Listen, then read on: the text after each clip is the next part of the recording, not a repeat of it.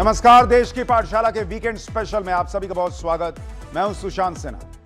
Weekend special में अब हर शनिवार और रविवार आप देश की पाठशाला के स्पेशल अध्याय देख सकते हैं। यानी पाठशाला अब हफ्ते में 7 दिन आपके लिए लगेगी और वीकेंड स्पेशल को भी आप मिस नहीं कर सकते। यानी अटेंडेंस फुल होनी चाहिए बॉस।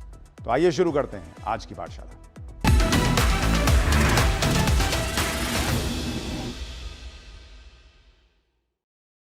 कॉकरोच पार्टी ने जो माहौल बनाया उसमें राहुल गांधी, अखिलेश यादव और अरविंद केजरीवाल के बीच जबरदस्त तरीके से क्रेडिट की लड़ाई। और इसकी सीधी वजह यह है कि आगे पंजाब में चुनाव होने वाले हैं, जहां केजरीवाल की इकलौती बची हुई सरकार है। दूसरी वजह यूपी है, जहां राहुल गांधी और अखिलेश यादव को मिलकर मोदी योगी की जोड़ी से लड़ना है। छात्रों के नाम पर कैसे यूपी और पंजाब की राजनीति को सेट करने की कोशिश हो रही है, उस पर बहुत लोगों का ध्यान ही नहीं गया। आप इसकी एक रिपोर्ट देखिए, आपको पता चलेगा कि कॉकरोच पार्टी के नाम पर क्रेडिट की लड़ाई क्यों हुई।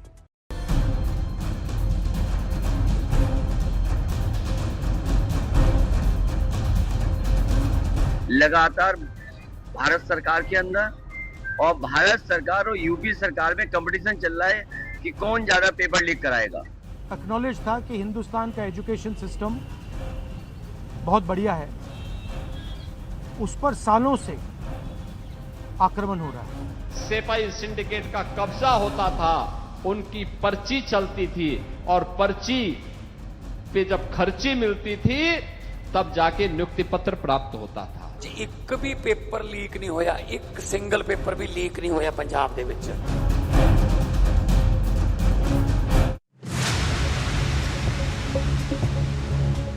शाम करीब 7 बजे पीएम मोदी ने एक वीडियो शेयर किया।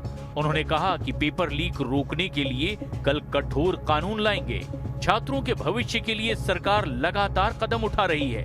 जिन लोगों ने छात्रों के भविष्य के साथ खिलवाड़ किया वो जेल में सड़ रहे हैं। नंदन नीलेकणी की अगुवाई में हाई पावर कमेटी के गठन का भी ऐलान पीएम ने किया। हमने फास्ट ट्रैक कोर्ट बना चुके हैं। हम कल पार्लियामेंट के अंदर भी कठोर कानूनों के प्रावधान के साथ नया कानून बनाने की दिशा में भी आगे बढ़ रहे हैं। लेकिन हमें भविष्य के लिए सोचना है। हमारी परीक्षा पद्धति विश्वस्त हो, हमारी परीक्षा पद्धति ट्रांसपेरेंट हो, हमारी परीक्षा पद्धति में सबसे ज्यादा अब टेक्नोलॉजी का उपयोग हो। इन सारी बातों को ध्यान में रखते हुए विश्व प्रसिद्ध टेक्नोलॉजी एक्सपर्ट श्रीमान नंदन नीलेकणी जी के नेतृत्व में एक हाई पावर टास्क फोर्स बनाने का निर्णय किया है, जो एग्जामिनेशन रिफॉर्म की तरफ फोकस करेगा और जल्द से जल्द आने वाली परीक्षाओं की विश्वसनीयता को सुनिश्चित करने का काम इसके रिपोर्ट के आधार पर कर दिया जाएगा। 36 दिनों के बाद रविवार की सुबह जंतर मंतर एकदम शांत हो गया। धर्मेंद्र प्रधान के इस्तीफे के बाद प्रहलाद जोशी ने शिक्षा मंत्रालय का जिम्मा संभाल लिया। मैं कल कर्नाटक में था, रात को इधर पहुंच के मैं आज सुबह इधर आके चार्ज लिया हूं, कार्यभार संभाला हूं। पूरा डिटेल से जो भी इधर अभी हमको देखना है, निर्णय लेना है, इस सब के बारे में इंफॉर्मेशन लेने का और पूरा मिनिस्ट्री समझने का कोशिश मैंने किया हूँ। लगभग 11 बजे से अभी 3 बज रहे, 3 बजे तक हम कंटिन्यूसली मीटिंग किया है। मुझे विषय नया है, पूरा समझने के बाद डिटेल में आपसे बात करूँगा। मैंने आज चार्ज भी लिया हूँ और सीनियर ऑफिसर्स पे मैंने डिटेल में बातचीत करने का कोशिश किया हूँ। ये बहुत बड़ी डिपार्टमेंट है, इसलिए पूरा समझ के मैं आपके साथ बात करूँगा। लेकिन इसी आंदोलन के बाद कांग्रेस ने इसका श्रेय राहुल गांधी को दे दिया। दिल्ली में कांग्रेस गांधी की तस्वीरों के साथ पोस्टर लगाए गए। इस पोस्टर में आंदोलन के सफल होने पर राहुल गांधी को धन्यवाद दिया गया। तो सवाल ये है, क्या ये जंतर मंतर पर हुए छात्रों के आंदोलन को लेकर कांग्रेस और समाजवादी पार्टी में क्रेडिट लेने की होड़ मची हुई है?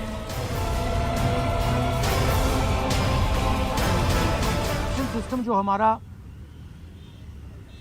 हमारी शान हुआ करती थी, पूरी दुनिया में एक्नॉलेज था कि हिंदुस्तान का एजुकेशन सिस्टम बहुत बढ़िया है, उस पर सालों से आक्रमण हो रहा है। उसको कैप्चर किया जा रहा है, उसको प्राइवेटाइज किया जा रहा है, उस पर रिएक्शन था। बेरोजगारी पर रिएक्शन था। नीट पेपर विवाद को लेकर जब जंतर मंतर पर सीजेपी का धरना चल रहा था तो राहुल गांधी ने पेपर लीक और परीक्षा प्रणाली के मुद्दे पर सरकार को घेरना शुरू कर दिया, लेकिन खुद एक बार भी जंतर मंतर नहीं पहुंचे। अनशन के दौरान सोनम वांगचुक की तबीयत बिगड़ी तो उन्हें अस्पताल ले जाया गया, तो उन्होंने वांगचुक का समर्थन किया। सरकार के एक्शन और छात्रों पर हुए लाठीचार्ज पर सवाल उठाए। सीजेपी के संसद मार्च और पुलिस कार्रवाई के बाद राहुल गांधी ने संसद के अंदर और बाहर इस मुद्दे को उठाया। सबको दिख रहा है कि कितना गलत हो रहा है और हमारे देश के लोकतंत्र को, जिसके लिए गांधी जी शहीद हुए, जिसके लिए तमाम लोग शहीद हुए, और गांधी जी जैसे तमाम किसान हैं जिन्होंने इस देश की आजादी की लड़ाई लड़ी, और आज हम इसी देश में अपने ही बच्चों को मार रहे हैं। आज हम इसी देश में वो लोकतंत्र खत्म करने जा रहे हैं जिसके लिए ये लोग लड़े, जिसके लिए ये लोग शहीद हुए, जिसके लिए ये लोग शहीद होते हैं, जो ये वर्दी पहने हैं, जो आपकी सरहद पे खड़े रहते हैं। किस लिए? ताकि इनके बच्चों को पीटा जाए। क्यों? क्योंकि अपने एग्जाम्स के लिए अपनी परीक्षा में पेपर लीक हो रहा है, उसके लिए वो अपना अधिकार मांग रहे हैं कि न्याय मांग रहे हैं। लेकिन इसके बाद वो जंतर मंतर पहुंचने की बजाय सीधे प्रधानमंत्री आवास की ओर मार्च कर निकल पड़े। पीएम मोदी के आवास के सामने धरने पर बैठ गए। इसके बाद उन्हें हिरासत में ले लिया गया। इस दौरान प्रियंका गांधी वाड्रा भी वहां मौजूद रहीं। राहुल और प्रियंका के बाद खुद अखिलेश यादव भी अपना विरोध दर्ज कराने पहुंचे। अगले दिन राहुल गांधी कांग्रेस नेताओं के साथ गांधी स्मृति पहुंचे। इस दौरान उन्हें रास्ते में रोका गया, हालांकि बाद में उन्हें जाने दिया गया। गांधी स्मृति पहुंचकर उन्होंने विपक्ष के सांसदों के साथ टॉर्च जलाकर मार्च निकाला। इसके बाद ह्यूमन चेन बनाई। उन्होंने दावा किया कि पूरा विपक्ष एकजुट है।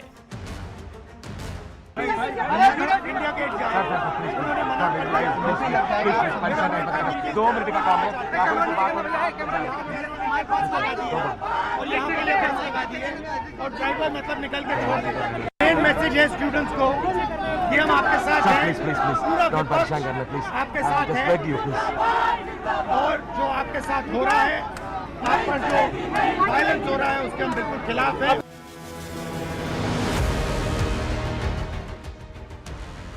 सीजेपी प्रोटेस्ट के दौरान जंतर मंतर ना राहुल गांधी पहुंचे ना अखिलेश यादव, लेकिन डिंपल यादव ने जंतर मंतर पर पहुंचकर पूरा सियासी समीकरण बदल दिया।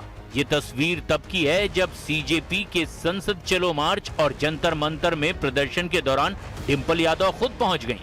प्रदर्शन के दौरान एक छात्र की तबीयत बिगड़ी तो डिंपल यादव ने खुद आगे आकर उसकी मदद की। आंदोलन के दौरान झड़प और भागदौड़ में घायल हुए छात्रों से मिलने के लिए वो खुद अस्पताल पहुंची और उनका हौसला बढ़ाया। एक मेल पुलिस ने बिटिया बता रही है, फीमेल बिटिया के कपड़े फाड़े हैं। ये है आपका नया भारत, जहाँ बिटियाओं के कपड़े, इस बिटिया के भी कपड़े किसी और के कपड़े फाड़े गए हैं। हमारे साथ बहुत बच्चे मिले जिनके कपड़े फटे हैं। अपने बैचेस निकाल के आए थे, गुंडे बने हुए थे कुछ पुलिस वाले तो सहयोग कर रहे थे, लेकिन कुछ पुलिस वाले बिना वर्दी के आए थे और बच्चों को मारा है, बच्चों को करंट दिया है। और जहाँ रूल होता है कि आपको टांगों पे मारना चाहिए, बच्चों की छातियों पे मारा है। ये सीधे आघात हमारी भारत माता के सीने पे इन लोगों ने किया है। आज हमारी डिमांड है कि ये प्रधान को हटाए, एजुकेशन मिनिस्टर को हटाए, सरकार रिस्पॉन्सिबिलिटी ले, जिम्मेदारी ले, अकाउंटेबिलिटी दिखाए। पेपर लीक और पुलिस लाठीचार्ज पर संसद में राहुल गांधी को बोलने का मौका दिया गया। उन्होंने अपनी बात भी रखी, लेकिन राहुल गांधी के बयान के बाद अखिलेश यादव का गुस्सा 7वें आसमान पर पहुंच गया। उन्होंने आरोप लगाया कि सदन में राहुल गांधी को बोलने का मौका दिया गया, लेकिन जब उन्होंने अपनी बात रखने की कोशिश की तो उन्हें रोक दिया गया। छात्रों की नहीं सुनी जाएगी तो सड़कों पे आएंगे। और जो सरकार ने व्यवहार किया है, इस्तीफा तो क्या है, इस्तीफा तो जब चाहेंगे तब मंत्री ले लेंगे, सदन के बाद ले लेंगे। लेकिन सवाल ये जो छात्रों के साथ व्यवहार हुआ है, उनके हाथ तोड़े, सर तोड़ा, उनके कपड़े फाड़े, क्या बेटियों के कपड़े फाड़ेंगे आप? हम और राहुल जी थे। अध्यक्ष महोदय, हम मजबूरी में गए हैं प्रधानमंत्री के आवास पर। अगर आप सुन लेते हैं यहाँ पर तो हम नहीं जाते। क्या प्रधानमंत्री स्टेटमेंट नहीं दे सकते हैं? युवाओं के लिए आप बाहर बोल सकते हैं, सदन में क्यों नहीं बोल सकते हैं आप? तो सवाल यह है कि दिल्ली में पेपर लीक का मुद्दा इतना बड़ा हो गया कि इसकी गूंज उत्तर प्रदेश तक सुनाई देने लगी और कांग्रेस और समाजवादी पार्टी ने इसे अपनी पहचान के साथ जोड़ लिया। हम सब इस सदन में रोज आते हैं, अब ना तो यहाँ पे आप चर्चा करना चाहते हैं, ना ऑपोजिशन को आप पॉइंट उठाने देते हैं, आप डिस्कस नहीं करना चाह रहे हैं। ये सदन है किसका? ये उन्हीं युवाओं का है ना जिसको आप रोक रहे हैं बाहर, जिन पर आप लाठीचार्ज कर रहे हैं, जिन पर आप आंसू गैस चला रहे हैं।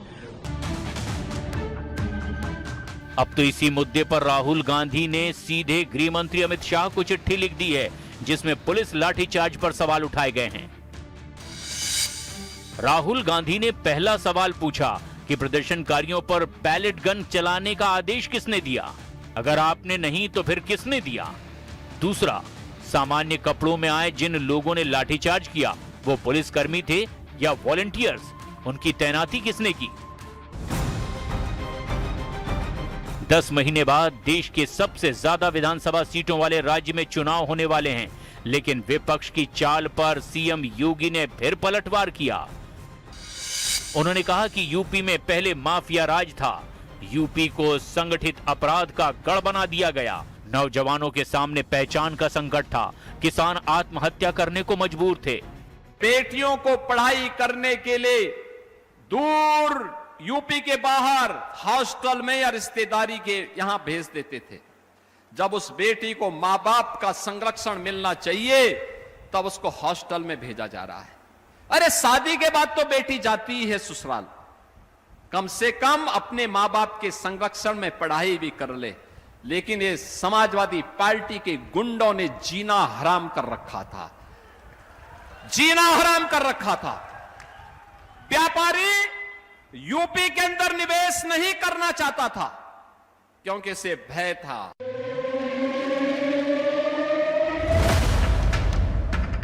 सवाल ऐसे में यह है कि क्या सीजेपी आंदोलन राहुल गांधी और अखिलेश यादव के लिए खुद की राजनीति को जिंदा करने का मौका है? तो ये याद रहेगा कि सीजेपी का एक प्रेशर था, एक सीजेपी का प्रोटेस्ट था जिसकी वजह से वो रेजिग्नेशन आए। इसमें राहुल गांधी को क्रेडिट मिलना बहुत मुश्किल है, अखिलेश यादव को क्रेडिट मिलना बहुत मुश्किल है। हाँ, ये यूपी इलेक्शन के कैंपेन में इस मुद्दे को उठाएंगे, पर मुझे नहीं लगता, क्योंकि यूपी इलेक्शन अभी भी 6 महीने बाद है, उसकी कैंपेनिंग में भी समय है। तब तक ये विषय कितना रेलिवेंट रहता है, वोटरों के मन में कितना जरूरी रहता है, वो बाद में हमें देखना होगा। पर राहुल गांधी इस चीज का क्रेडिट क्लेम नहीं कर सकते। यूपी में सभी पार्टियों की नजर युवा वोटरों पर है। यहीं करीब 13 करोड़ 40 लाख मतदाता हैं। 7 करोड़ 30 लाख पुरुष, 6 करोड़ 90 लाख महिला वोटर हैं। राहुल गांधी और अखिलेश यादव यूपी को लेकर माहौल बना रहे हैं। इन दोनों की एक मीटिंग भी संसद में हुई थी, जिसे लेकर बहुत बात हुई। यूपी में भी युवा वोटर्स की संख्या बहुत बड़ी है और चुनावी नतीजों को प्रभावित करने में उनकी भूमिका अहम मानी जाती है।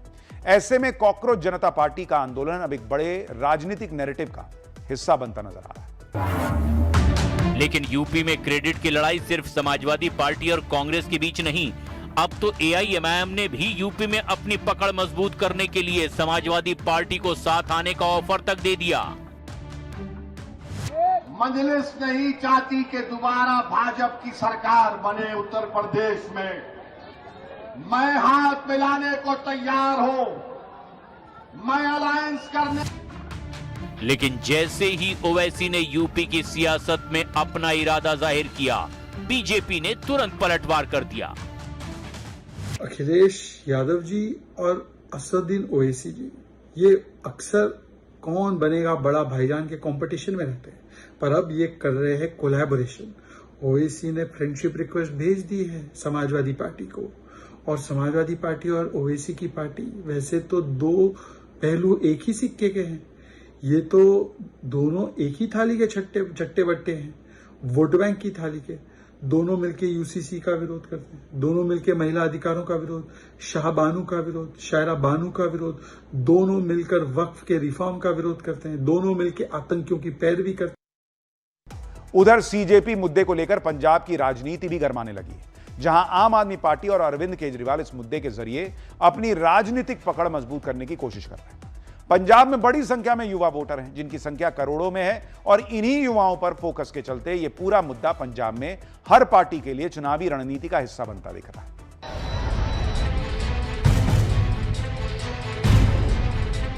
NEET paper leak, Jantar Mantar पर विरोध और फिर धर्मेंद्र प्रधान के इस्तीफे की गूंज यूपी से लेकर पंजाब तक सुनाई दे रही है।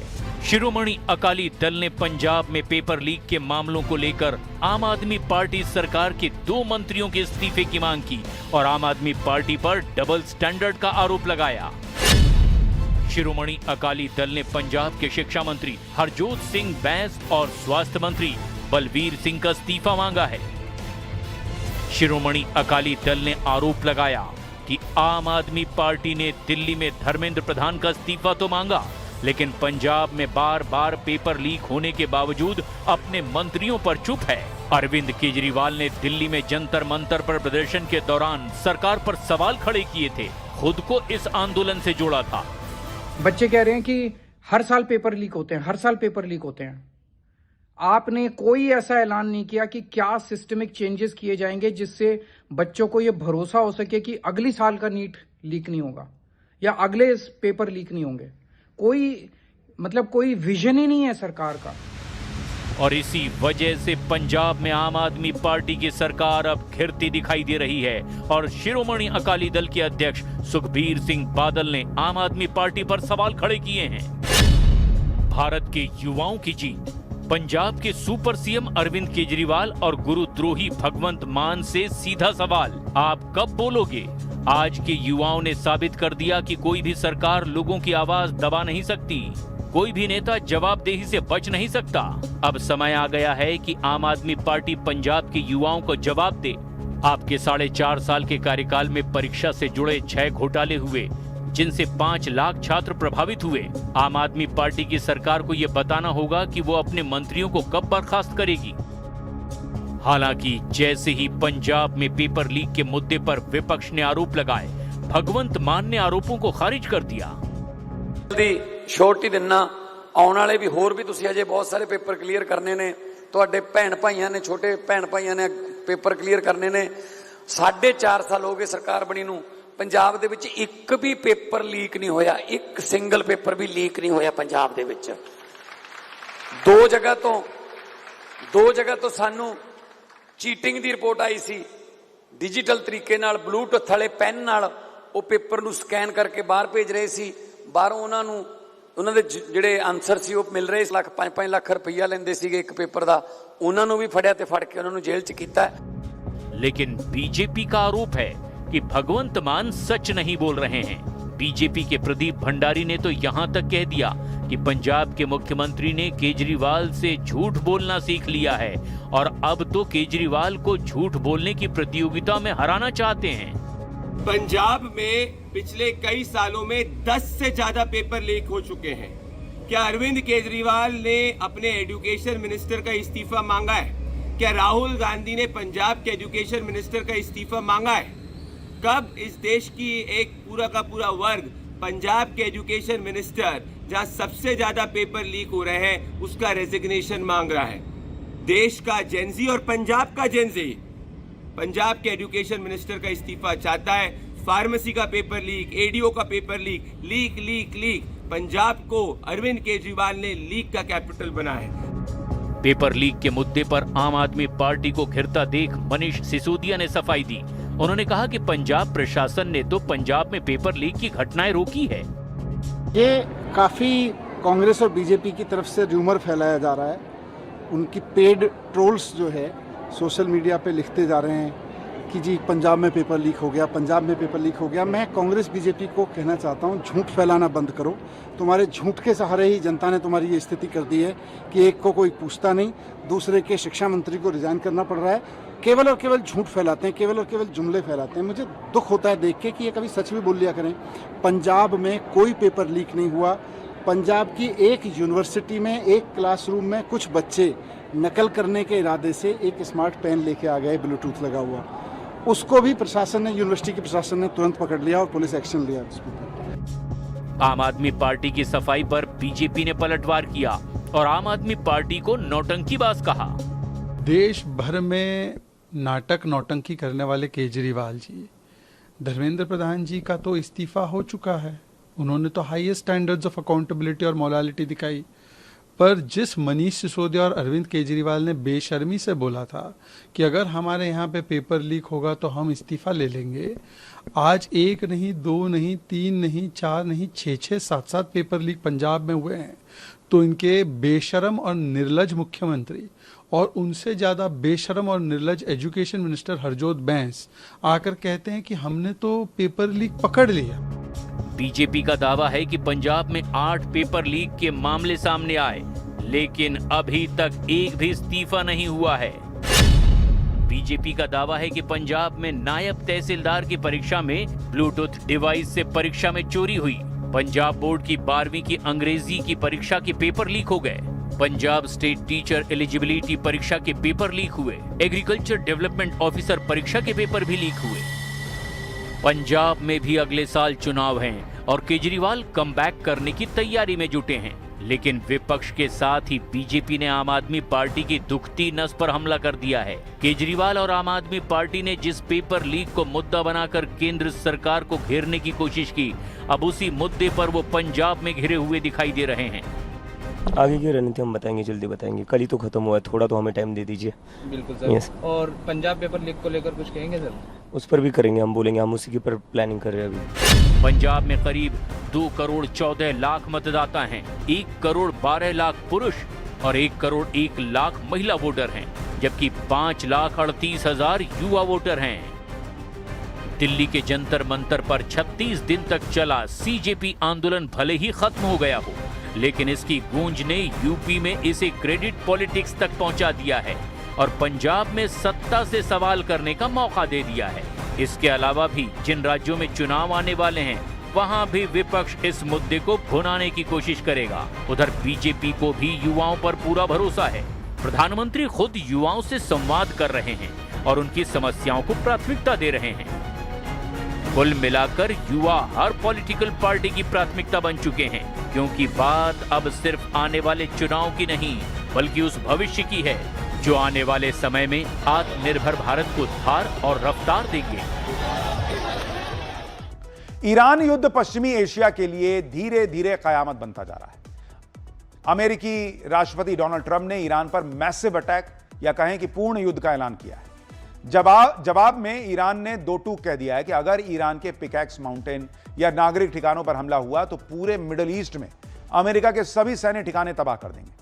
वहीं दूसरी तरफ इस कोहराम के बीच फिलीपींस की राजधानी मनीला में क्वाड के विदेश मंत्रियों की आपात बैठक में चीन के खेमे में खलबली मचा दी। भारत, अमेरिका, जापान और ऑस्ट्रेलिया ने मिलकर दक्षिण चीन सागर में ड्रैगन को घेरने का नया Indo Pacific maritime surveillance plan पेश कर दिया।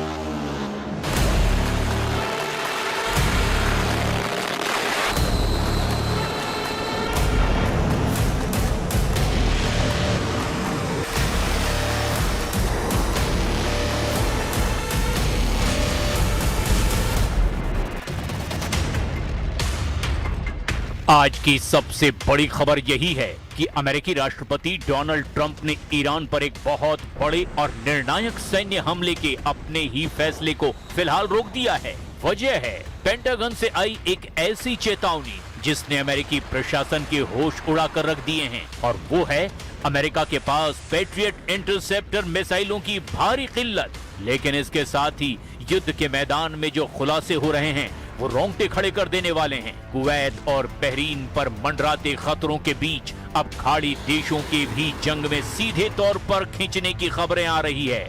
उधर ईरान ने सीधे तौर पर ब्रिटेन को खुली धमकी दे डाली है कि अगर उसने अमेरिका का साथ दिया तो उसकी जमीन और उसके सैनिक ईरानी मिसाइलों के निशाने पर होंगे। इस बीच हूथी ने सऊदी अरब की तेल रिफाइनरी को मिसाइल और ड्रोन धमाकों से उड़ा दिया है। बहरीन और कुवैत ने ईरान युद्ध में पहली बार एक साथ मिलकर ईरान पर हमला कर दिया है, जिसमें यूएई ने भी साथ दिया है। और इन सब के बीच फिलीपींस की राजधानी मनीला में क्वाड के विदेश मंत्रियों की बैठक में 22 से 23 जुलाई के बीच चीन की घेराबंदी को लेकर जबरदस्त काम हुआ है। बैठक में चीन की घेराबंदी और भारत के लिए तेल और गैस के मोर्चे पर खुले नए रास्ते इस वैश्विक संकट को हल करने में एक नया ही मोड़ दे रहे हैं। पश्चिमी एशिया में हालात अब आर पार की जंग में तब्दील हो चुके हैं। अमेरिकी राष्ट्रपति डोनाल्ड ट्रंप ने ईरान को आखिरी चेतावनी देते हुए कहा है कि अगर हॉर्मूज में जहाजों पर हमले नहीं रुके तो अमेरिका ईरान के ऊर्जा ढांचे और पुलों पर अब तक का सबसे भीषण और सबसे बड़ा हमला करेगा। लेकिन ईरान ने भी झुकने के बजाय युद्ध को नई सीमाओं तक धकेल दिया। ईरानी सेना ने बहरीन के ईसा एयरबेस और जॉर्डन के अल अजरक सैन्य बेस पर घातक आराश आत्मघाती ड्रोन से सीधा हमला कर दिया। ईरान युद्ध में फंसे ट्रंप, पैट्रियट मिसाइल खत्म।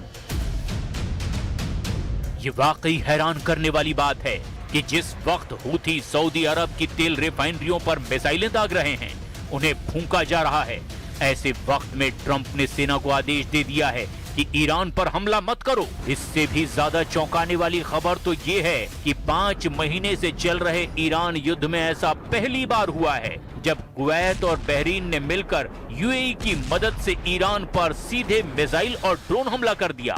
दावा किया जा रहा है कि पहली बार कुवैत और बहरीन की सेना ने मिलकर के ईरान पर हमला किया है। इन हमलों के बीच अचानक अमेरिका की तरफ से ईरान पर हमला न करने को लेकर एक चौंकाने वाला दावा अमेरिकी मीडिया द न्यूयॉर्क टाइम्स और एक्सियोस की रिपोर्ट में किया गया।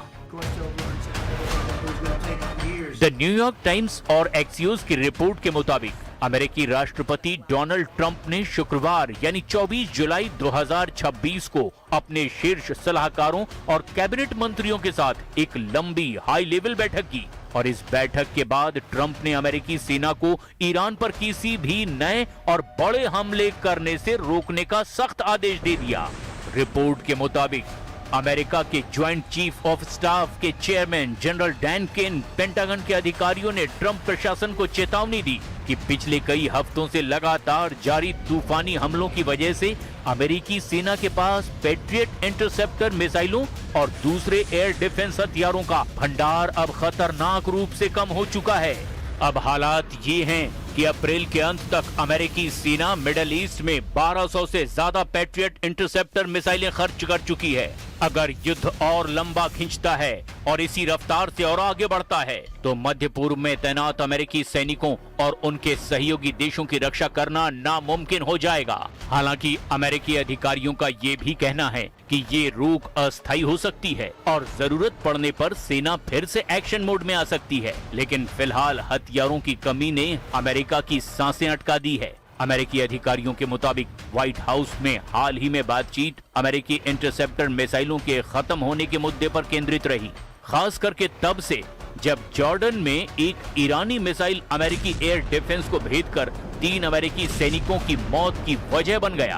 अमेरिका में सैनिकों की मौत पर भारी नाराजगी दिखाई दी। न्यूयॉर्क टाइम्स के सूत्रों के मुताबिक अमेरिकी जनरल डैन केन ने कहा कि ईरान के साथ पूर्ण युद्ध संभव तो है, लेकिन इसमें मध्य पूर्व में अमेरिकी सेंट्रल कमांड यानी सेंटकॉम के पास मौजूद मिसाइलों की संख्या बहुत कम हो जाएगी।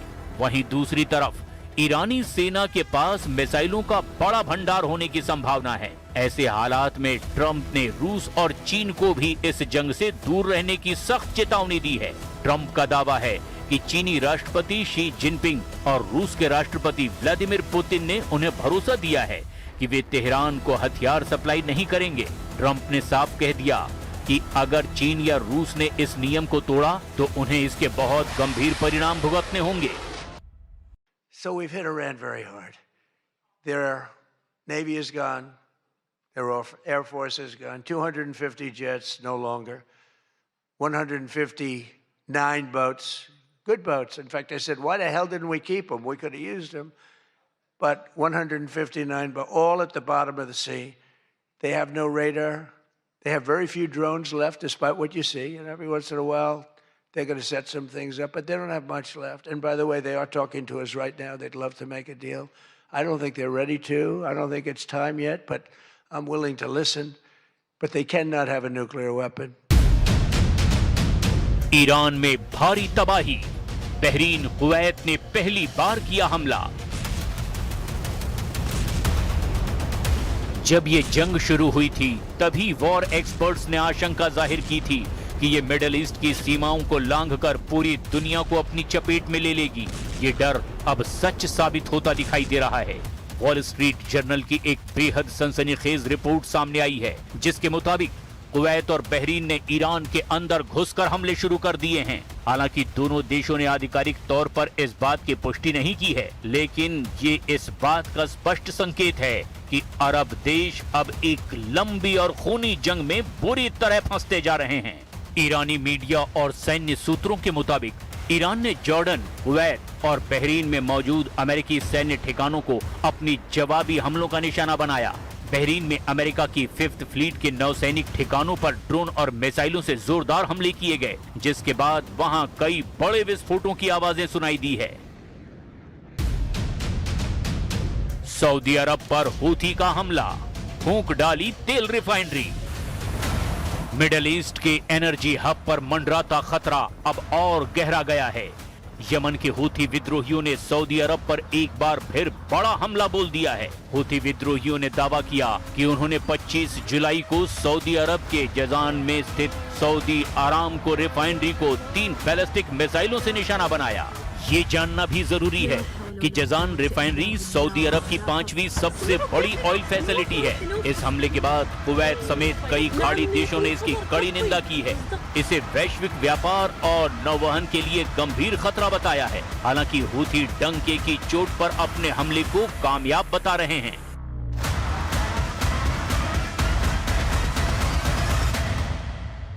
نفذت القوات المسلحة اليمنية عمليتين عسكريتين نوعيتين استهدفت الأولى أهدافا حساسة لمنشآت تتبع شركة أرامكو في جيزان، وذلك بعشرات الصواريخ البالستية والطائرات المسيرة، فيما استهدفت العملية الثانية أهدافا حساسة تتبع شركة أرامكو في ينبع، وذلك بعدد من الصواريخ البالستية والمجنحة والطائرات المسيرة।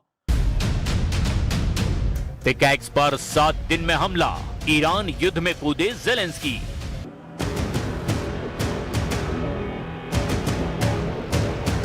अट्ठाईस फरवरी 2026 से आज तक अमेरिका और इजराइल ईरान के परमाणु ठिकानों को पूरी तरह से नष्ट नहीं कर पाए हैं। हैरान करने वाली बात तो ये है कि अब ट्रंप को लगता है कि अगर हमने जल्द ही ईरान की परमाणु क्षमता को पूरी तरह से तबाह नहीं किया तो इजराइल के साथ साथ पूरे अरब को ईरान तबाह कर डालेगा।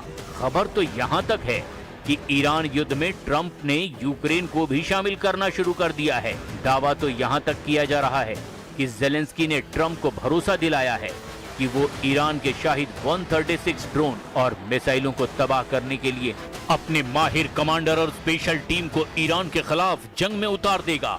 इस बीच इस युद्ध में सबसे बड़ा मोड़ पिकैक्स माउंटेन को लेकर आया है। नतांज परमाणु परिसर के पास पहाड़ की ठोस चट्टानों को काटकर 100 मीटर नीचे बनाया गया ये बंकर ईरान का सबसे सुरक्षित सेंट्रीफ्यूज ठिकाना है। इसी को ट्रंप हर हाल में तबाह करना चाहते हैं।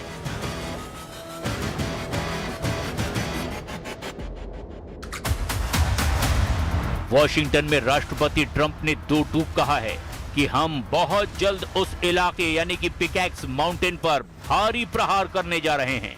वॉशिंगटन का लक्ष्य ईरान में सत्ता परिवर्तन करना नहीं, बल्कि ईरान को पूरी तरह से परमाणु मुक्त बनाना है। हॉर्मुज़ पर ईरान का नियंत्रण पूरे विश्व व्यापार के लिए एक खतरनाक मिसाइल बनता जा रहा है। Well, we feel very badly, but you know, those great people, those great patriots were out there fighting that Iran cannot have a nuclear weapon. Iran has been very, very badly damaged. They've lost everything almost militarily. They've got very little left. They've got some missiles. They've got some drones. They've got some manufacturing ability, not much. We control the strait. They don't control anything. So we'll see what happens, but we hit them very hard again tonight. Iran की तबाही के लिए America Ukraine की secret deal. America कई दिनों से Iran पर बमबारी कर रहा है, लेकिन अब वॉशिंगटन और कीव के बीच से एक ऐसी खबर निकलकर सामने आई है जिसने पूरी दुनिया की सैन्य रणनीति को हिलाकर रख दिया है। क्या दुनिया की सबसे बड़ी महाशक्ति अमेरिका, जिसके पास अरबों डॉलर के एयरक्राफ्ट कैरियर हैं, वो अब ईरान से लड़ने के लिए अपने हथियारों की रणनीति बदलने पर मजबूर हो गया है? क्या पेंटागन ने ईरान के समंदर और आसमान पर कब्जा करने के लिए यूक्रेन से नई सैन्य तकनीक सीखने का फैसला कर लिया है? ईरान की तबाही के लिए अमेरिका यूक्रेन की सीक्रेट डील। ट्रंप और यूक्रेन सीक्रेट डील के नए खुलासे से हैरान रह जाएंगे आप। यूक्रेन की सबसे खूंखार मागुरा ड्रोन बोट और एंटी ड्रोन इंटेलिजेंस अब अमेरिकी नौसेना का हिस्सा बनने जा रही है। यूक्रेन की यह तकनीक ईरान के लिए काल बनने वाली है। हॉर्मुज में ईरान की सबसे बड़ी ताकत उसकी छोटी, बेहद तेज और सुसाइड हमला करने वाली बोट्स हैं। ईरान इन्हीं के दम पर अमेरिकी युद्धपोतों को दहलाता रहा है, लेकिन अमेरिका ने इसका जो तोड़ निकाला है वो यूक्रेन से होकर आता है। अमेरिका और यूक्रेन के बीच मागुरा ड्रोन बोट्स को लेकर के एक बड़ी डील और तकनीकी साझेदारी हुई है। क्या है मागुरा ड्रोन बोट की खासियत? ये एक मानव रहित समुद्री ड्रोन यानी यूएसवी है। यूक्रेन ने इसी छोटी सी बोट का इस्तेमाल करके काले सागर में रूस के बड़े बड़े और अरबों डॉलर के जंगी जहाजों जैसे इवान खोर्स और सीजर कुनिकोव को भी डुबो दिया है। ये बोट रडार की पकड़ में नहीं आती, समुद्र की लहरों के बीच छुपकर चलती है और सैकड़ों किलो विस्फोटक लेकर सटीक सुसाइड अटैक करती है। अमेरिका समझ गया है कि ईरान की सकरी खाड़ी में बड़े और महंगे युद्धपोत भेजना खतरे से खाली नहीं है। इसीलिए पेंटागन ने यूक्रेन की इस कम लागत वाली लेकिन बेहद घातक समुद्री ड्रोन तकनीक को अपनाया है। अब अमेरिकी नेवी हॉर्मुज में ईरान की नेवी को भी उसी भाषा में ड्रोन बोट्स के झुंड से जवाब देने की तैयारी में है। ازاله پایگاه‌های آمریکا در منطقه وقتی میگیم انتقام معناش اینه. الحمدلله این کار شروع شد. ضربه های جدی خوردند رزمندگان دلاور عزیز ما در نیروهای مسلح. پایگاه های امریکا رو در منطقه مورد اصابت قرار دادن. تو این شیطنت های اخیری که کردن ضربه ها بسیار جدی‌تر و همه جانبه تر بوده و هست. ईरान पर आसमानी कयामत, ट्रंप को यूक्रेन से मिला गुप्त हथियार। समंदर के बाद अब बात करते हैं आसमान की। अमेरिका ने यूक्रेन के साथ जो दूसरी सबसे बड़ी डील की है वो हथियारों की नहीं बल्कि डेटा और इंटेलिजेंस की है। जैसा कि आप जानते हैं, रूस ने यूक्रेन युद्ध में ईरान के शाहिद 136 सुसाइड ड्रोन का अंधाधुंध इस्तेमाल किया, लेकिन इस तबाही के बीच यूक्रेन ने चुपचाप एक बड़ा काम किया। यूक्रेन की एंटी ड्रोन महारत। पिछले 3-4 सालों में यूक्रेन ने ईरानी ड्रोनों को ट्रैक करने, उन्हें हवा में ही हैक करके गिराने और उनके इलेक्ट्रॉनिक सिग्नल्स यानी जीपीएस और ग्लोबल नेविगेशन स्पुतनिक सिस्टम को भी जैम करने के लिए इलेक्ट्रॉनिक वॉरफेयर में गजब की महारत हासिल कर ली है। यूक्रेन ने ईरानी ड्रोन्स की एक फ्रीक्वेंसी, उसके नेविगेशन सिस्टम और उनके सॉफ्टवेयर की कमियों का पूरा टेक डेटा इकट्ठा कर लिया है। ईरान के खिलाफ इसका इस्तेमाल। रक्षा विश्लेषकों का मानना है कि अब अमेरिका और उसके सहयोगियों विशेषकर इजराइल ने यूक्रेन युद्ध से मिले इसी एंटी ड्रोन इंटेलिजेंस और जैमिंग टेक डेटा का इस्तेमाल मिडिल ईस्ट में शुरू कर दिया है। यही कारण है कि आज जब ईरान या उसके समर्थित गुट हिजबुल्लाह या हूथी मिडिल ईस्ट में अमेरिकी बेस या फिर इजराइल पर ड्रोन छोड़ते हैं तो यूक्रेन से मिली इसी तकनीक के दम पर अमेरिकी रडार उन्हें उड़ते ही कुछ मिनटों के भीतर जैम करके क्रैश कर देते हैं।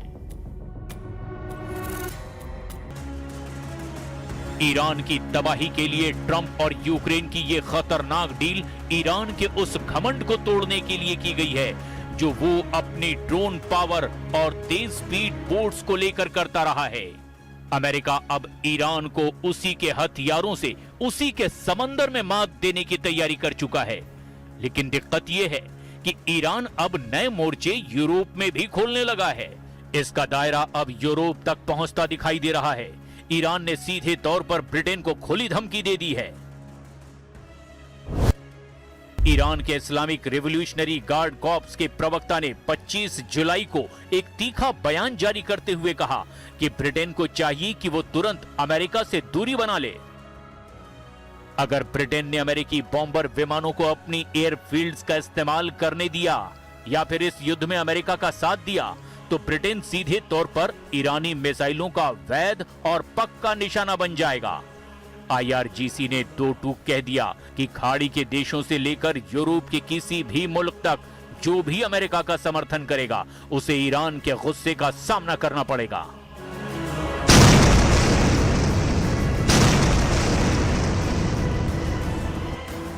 देखिए, एक तरफ जहां ईरान युद्ध से पूरी दुनिया में ऊर्जा और सुरक्षा का संकट गहरा गया, वहीं भारत ने बड़े मोर्चे पर ऐतिहासिक बाजी मार ली। फिलीपींस की राजधानी मनीला में क्वाड देशों की उच्च स्तरीय बैठक हुई, जहां भारत ने अमेरिका, जापान और ऑस्ट्रेलिया के साथ मिलकर दक्षिण चीन सागर में चीन की मनमानी और विस्तारवाद को घेरने के लिए नए मैरीटाइम सर्विलांस प्लान पर काम शुरू कर दिया। भारत ने घेरा चीन, क्वाड में बना चक्रव्यूह। एक तरफ जहां पश्चिम एशिया युद्ध की आग में सुलग रहा है, वहीं दूसरी तरफ एशिया प्रशांत क्षेत्र में रणनीतिक समीकरण तेजी से बदल रहे हैं। दुनिया भर में मची हलचल के बीच फिलीपींस में क्वाड देशों की एक अहम बैठक 22 से 23 जुलाई 2026 तक हुई थी, जिसमें अमेरिका, जापान, ऑस्ट्रेलिया और भारत के प्रतिनिधि शामिल हुए थे। इस बैठक का मुख्य एजेंडा था दक्षिण चीन सागर और इंडो पैसिफिक क्षेत्र में चीन की बढ़ती आक्रामकता को कैसे काबू किया जाए। भारत ने इस मंच के जरिए चीन को कूटनीतिक रूप से घेरने और समुद्री सुरक्षा सुनिश्चित करने की अपनी रणनीति पर पुरजोर तरीके से काम किया। पूरी दुनिया इस समय संकट का सामना कर रही है। कई देशों की इकोनॉमी डामाडोल हो रही है। युद्ध की वजह से एनर्जी संकट बढ़ता चला जा रहा है। पीएम मोदी जिस तरह से भारत को आगे ले जा रहे हैं, उसके बीच कई चुनौतियां भी है, जिसमें सबसे बड़ा चैलेंज चीन और पाकिस्तान से निपटना है। पाकिस्तान तो खैर अपने ही अंदरूनी बगावत और विद्रोह में उलझा हुआ है और चीन के खिलाफ क्वाड को फिर एक्टिव कर दिया गया है। भारत ने चीन के दुश्मन के घर में क्वाड बैठक में चीन के चाणक्य के सामने बड़ी बात कह दी। आप देखिए भारत किस रणनीति पर काम कर रहा है। एक तरफ चीन से कहा संबंध बराबरी पर आधारित होंगे, चीन के मार्केट में भारत को आसान एंट्री मिले। दूसरी तरफ चीन भारत से कुछ नहीं पा रहा है, उल्टा चीन तो भारत को शुक्रिया कह रहा है। उधर भारत को तेल गैस के लिए नया पार्टनर मिला है। भारत के नए दोस्त ने तेल गैस का भंडार खोल दिया है। यानी हर मोर्चे पर पीएम मोदी सटीक प्लानिंग और कूटनीति के साथ काम कर रहे हैं और इसका असर यह हो रहा है कि हर ग्लोबल प्लेटफॉर्म पर भारत को गंभीरता से सुना जा रहा है। आपको यह भी बताएंगे कि कैसे भारत ने चीन को आईना दिखाया और एनर्जी क्राइसिस के दौर में भारत की लॉटरी कैसे लग गई है। साथ ही ईरान और अमेरिका के युद्ध की भी बात करेंगे, जिसकी वजह से सारा रायता ये फैला हुआ है। लेकिन पहले एक झलक ये देख लीजिए। चीन और फिलीपींस के बीच काफी वक्त से सीमा विवाद चल रहा है। दक्षिण चीन सागर को लेकर भी दोनों देशों के बीच विवाद है। एक तरफ चीन और फिलीपींस में दुश्मनी वाले हालात हैं और चीन के दुश्मन के घर में भारत ने चीन को आईना दिखा दिया है। दरअसल फिलीपींस में आसियान देशों के विदेश मंत्रियों की बैठक हुई, जिसमें भारत के विदेश मंत्री एस जयशंकर भी शामिल हुए। एस जयशंकर ने चीन के विदेश मंत्री वांग यी से मुलाकात भी की। इस दौरान विदेश मंत्री एस जयशंकर ने चीन के साथ सुधरते संबंधों का जिक्र किया, लेकिन साथ ही चीन को यह भी बता दिया कि दोनों देशों के बीच बराबरी के संबंध होने चाहिए। एस जयशंकर ने कहा कि भारत और चीन विशाल और महत्वपूर्ण देश हैं और पड़ोसी भी हैं। दोनों ही देशों के अपने अपने खास हित हैं। दोनों देशों के बीच संबंध सामान्य हो रहे हैं, लेकिन अभी भी कई चुनौतियां बाकी है। चीन के बाजार तक भारत की निष्पक्ष पहुंच महत्वपूर्ण है।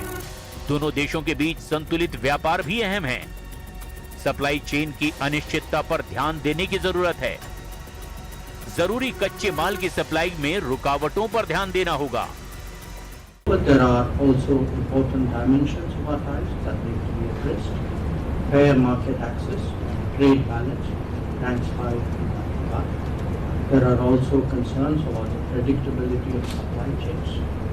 Facilitating both official and people-to-people exchanges merits our attention. कुल मिलाकर एक तरफ ईरान युद्ध खाड़ी देशों के लिए नासूर बनता जा रहा है, तो वहीं दूसरी तरफ भारत के दक्षिण चीन सागर में देश को घेरने का जो विश्वव्यापी प्लान बनाया गया है, वो भी बिना जंग किए ही विरोधियों को चित करने के लिए काफी है। पाठशाला में अब अगला अध्याय। इस वक्त देश के कई हिस्सों में बारिश कहर बनकर टूट रही है। कहीं पहाड़ दरक रहे हैं, कहीं नदियां उफान पर हैं, कहीं शहर के शहर डूबे दिख रहे हैं। सबसे बुरी हालत गुजरात और असम में, जहां भारी बारिश के बाद आई बाढ़ से हजारों लोग बेघर हो गए। दूसरी तरफ जम्मू कश्मीर, हिमाचल प्रदेश और राजस्थान जैसे राज्यों में भी बारिश से हालात बिगड़ गए। पाठशाला के इस अध्याय में बात बारिश, बाढ़ और बर्बादी की, और साथ ही लोगों को बचाने की जो कोशिशें चल रही हैं उसकी।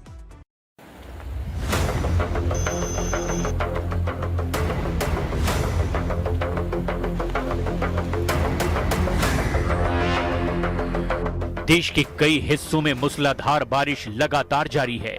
मानसून ने ऐसा कहर बरपाया है कि कई राज्यों में बाढ़ जैसे हालात बन गए हैं। गांव से लेकर शहर और पहाड़ से लेकर जंगल तक सब कुछ पानी पानी हो गया है। जम्मू कश्मीर और हिमाचल में भी तेज बारिश के चलते लैंडस्लाइड और सड़कें बंद होने की घटनाएं बढ़ गई हैं। लोगों को जाने आने में भारी परेशानी हो रही है। लेकिन सबसे बुरा हाल है गुजरात में। गुजरात पर आसमान ऐसी आफत बरसा रहा है जिसने पूरे राज्य को बाढ़ के समंदर में तब्दील कर दिया है। कहीं सड़कें नदियां बन गई हैं, तो कहीं घर तालाब बन गए हैं, तो कहीं लोग अपनी जान बचाने के लिए छतों पर शरण लेने को मजबूर हैं। देखिए, गुजरात में तो बारिश ने ऐसा तांडव मचाया है जो सालों बाद देखने को मिल रहा है। सूरत में भारी बारिश ने हालात बिगाड़ दिए। आप देखिए कि मैदान में खड़ी हजारों मोटरसाइकिल्स, ये आपको क्या लग रहा है, कोई नाला है जिसमें कुछ रैपर गिरा है? ये हजारों बाइक्स हैं, मोटरसाइकिलें, कार्स हैं जो एक साथ पानी में डूब गई हैं। पानी का लेवल इतना ज्यादा है कि ज्यादातर गाड़ियां ढंग से दिख भी नहीं रही। इसी वजह से लोगों को करोड़ों का नुकसान हुआ है भाई। सबका बाइक, गाड़ी सब तहस नहस हो गया। ये देखिए आप हालत। गुजरात में 10 से ज्यादा जिले बाढ़ की चपेट में हैं। करीब 38,000 लोगों को सुरक्षित निकाला गया, जबकि एनडीआरएफ, एसडीआरएफ और सेना लगातार राहत और बचाव के अभियान चला रही है। अहमदाबाद, पाटन, खेड़ा और साबरकांठा में कई इलाके जलमग्न हो गए हैं। पानी ने लोगों के घरों तक दस्तक दे दी है।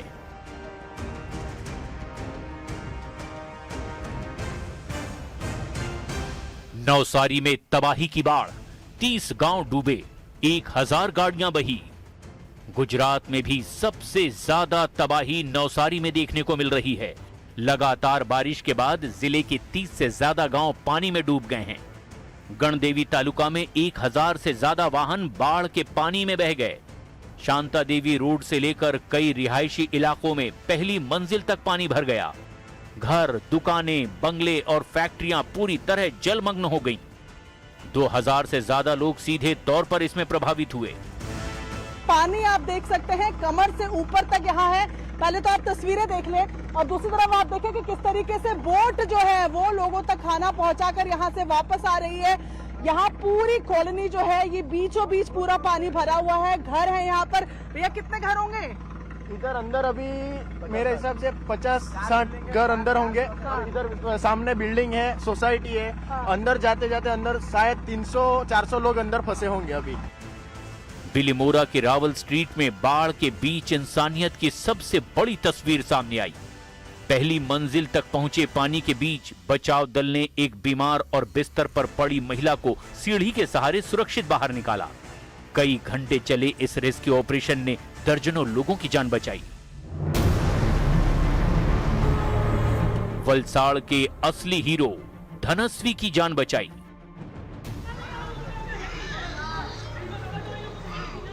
बाढ़ के बीच वलसाड़ में टेंभी गांव से भी दिल छू लेने वाली तस्वीर सामने आई। स्थानीय लोगों ने रेस्क्यू ऑपरेशन चलाकर बच्ची की जान बचा ली। दरअसल वारोली नदी में तेज बहाव की वजह से नदी का पानी गांव में दाखिल हो गया। पानी के बीच एक मासूम बच्ची फंस गई, लेकिन गांव के 3 युवाओं ने अपनी जान की परवाह न करते हुए धनस्वी नाम की इस छोटी सी बच्ची की जान बचा ली।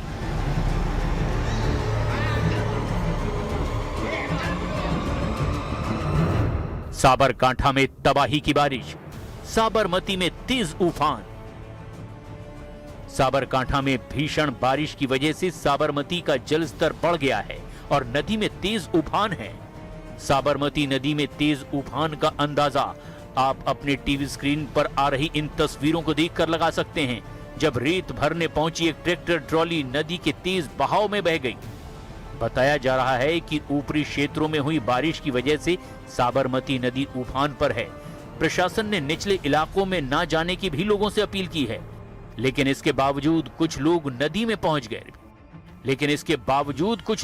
पहुंच गए। इस दौरान तेज बहाव ने ट्रैक्टर को अपनी चपेट में ले लिया और देखते ही देखते वो पानी में बह गया। गुजरात के पाटन में भी लगातार हो रही भारी बारिश के चलते बाढ़ के हालात हैं। बाढ़ के चलते कई हादसे भी हो गए हैं। तेज बहाव में सड़क को पार करने की कोशिश में एक ट्रक के पलटने का वीडियो भी सामने आया। सांतलपुर इलाके में मौजूद कॉजवे पर पानी का तेज बहाव होने की वजह से हाईवे बंद हो गया। इसी बीच कॉजवे ब्रिज पर एक ट्रक पलट गया। हादसे के बाद प्रशासन ने गाड़ियों का आवागमन रोक दिया। उधर पाटन में भी बाढ़ प्रभावित इलाकों का जायजा लेने पहुंचे रांधनपुर के विधायक लविंग जी ठाकुर खुद दलदल में फंस गए। भारी बारिश के चलते बाढ़ग्रस्त क्षेत्रों के रास्ते बेहद खतरनाक हो गए। प्रभावित लोगों तक पहुंचने के लिए विधायक ट्रैक्टर से निकले, लेकिन रास्ते में घुटनों तक कीचड़ में खुद धंस गए। हालात ऐसे हो गए कि लोगों की मदद करने निकले विधायक जी को खुद बचाव की जरूरत पड़ गई। मौके पर मौजूद पुलिस कर्मियों और स्थानीय लोगों ने कड़ी मशक्कत के बाद उन्हें सुरक्षित बाहर निकाला।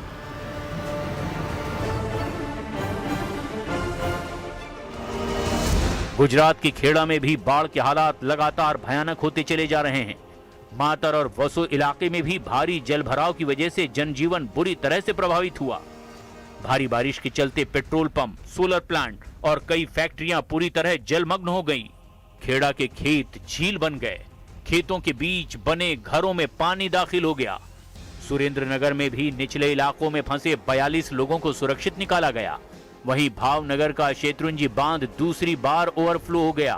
बांध के सभी 59 गेट खोलकर पानी छोड़ा जा रहा है और आसपास के 17 गांवों को हाई अलर्ट पर रखा गया है। अब गुजरात के ही अहमदाबाद से हालात देखिए। जिले के विरमगाम में चारों तरफ पानी ही पानी नजर आ रहा है। विरमगाम का कृषि उपज मंडी बाजार और तालुका सेवा सदन भी पानी में डूब गए, जिससे सरकारी कामकाज और व्यापार प्रभावित हुआ। भारी बारिश थमे 24 घंटे से ज्यादा का समय बीत चुका है। इसके बावजूद जलभराव में कोई कमी नहीं आई है। हर तरफ पानी, आफत ही आफत। राजकोट में उफनती तेल होकरा नदी एक कार को अपने साथ बहा कर ले गई। आशंका है कि कार में 2 लोग सवार थे। फायर ब्रिगेड और पुलिस नदी में सर्च ऑपरेशन चला रही है। तो अहमदाबाद में साणंद से विरगाम तक हाईवे बंद करना पड़ा। साबरमती टोल नाका, बावला सरखेज हाईवे और कई इलाकों में सड़कें तालाब बन गई है। कई वाहन बीच रास्ते में फंस गए, जबकि साबरमती इलाके से फायर ब्रिगेड ने 11 लोगों को सुरक्षित बाहर निकाल लिया। मोरबी के रफालेश्वर गांव में कमर तक पानी भर गया है। कालिंद्री नदी में फंसे एक व्यक्ति को फायर विभाग ने मौत के मुंह से बाहर निकाला। अमरेली में तेज बहाव में बाइक समेत बह रहे युवक को स्थानीय लोगों ने अपनी जान जोखिम में डालकर बचा लिया।